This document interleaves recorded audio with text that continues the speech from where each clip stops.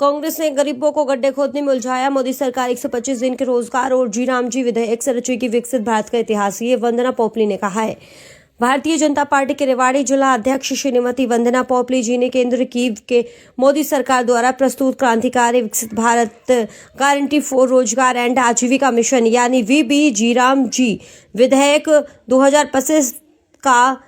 पुरजोर समर्थन करते हुए इसे ग्रामीण भारत के इतिहास का सबसे बड़ा सुधार करार दिया है। उन्होंने कहा कि विधेयक न केवल ग्रामीण परिवारों की आय बढ़ाएगा बल्कि कांग्रेस के समय की भ्रष्टाचार और अदूरदर्शिता वाली योजनाओं के ताबूत में आखिरी कील साबित होगा। वंदना पोपली जी ने कांग्रेस पर तीखा हमला बोलते हुए कहा कि कांग्रेस ने दशकों तक गरीबी हटाओ का खोखला नारा दिया, लेकिन धरातल पर केवल भ्रष्टाचार और बिचौलियों का तंत्र खड़ा किया। कांग्रेस की मनरेगा केवल गड्ढे खोदने और भरने तक सीमित थी,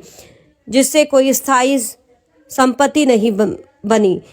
और इसके विपरीत मोदी सरकार का जी राम जी विधेयक विकसित भारत @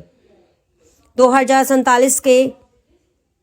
संकल्प को पूरा करने वाला एक भविष्य तैयार ढांचा है, जो ग्रामीण विकास को डिजिटल और आधुनिक तकनीक से जोड़ता है। वंदना पोपली जी ने आंकड़ों के साथ स्पष्ट किया है कि मोदी सरकार ने ग्रामीण परिवारों को सशक्त बनाने के लिए वैधानिक रोजगार गारंटी को 100 दिनों से बढ़ाकर 125 दिन करने का ऐतिहासिक निर्णय लिया है। उन्होंने बताया है कि अतिरिक्त 25 दिन ग्रामीण परिवारों के लिए आर्थिक सुरक्षा कवच का काम करेंगे और इस पूरी योजना के लिए सरकार ने 1,51,000 करोड़ का विशाल वित्तीय प्रावधान किया है। जिला अध्यक्ष ने कांग्रेस सरकार और आपको बता दें कि भाजपा सरकार के कामकाज की तुलना करते हुए चौंकाने वाले तथ्यों पे प्रकाश डालते हुए कहा कि यूपीए के 8 सालों में केवल 2,13,220 करोड़ जारी किए गए, जबकि मोदी सरकार ने अब तक 8,53,810 करोड़ से अधिक की राशि जारी की है।